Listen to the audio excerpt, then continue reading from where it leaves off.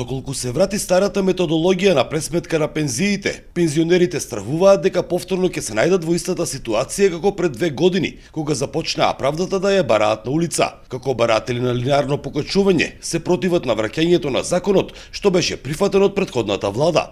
Просто едноставно ќе го кажем по една логична пресметка, дека ако иде и понатаму пресметката на пензиите со проценти, значи тогаш ние доваѓаме во истата ситуација да ги наградуваме оние пензионери кои што имат високи или големи пензии, така да ги речем, а да ги казнуваме или ги осакатуваме овие другите пензионери кои што имат мали пензии.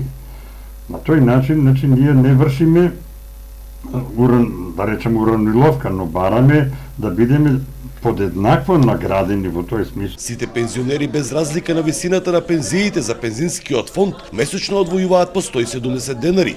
Ова не треба да биде временно решение, туку востановена пракса во иднина за секој пензионер да има право на достоинствен живот.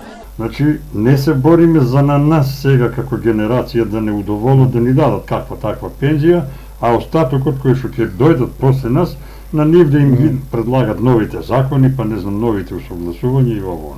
Ние се бориме, значи, како категорија на пензионери. Ако во септември пензионерите од иницијативните одбори не најдат на разбирање и усогласување, стојат цврсто на ставот дека нема да гласаат на престојните локални избори кои треба да се одржат во месец октомври. За Сител, Трајан Ристовски.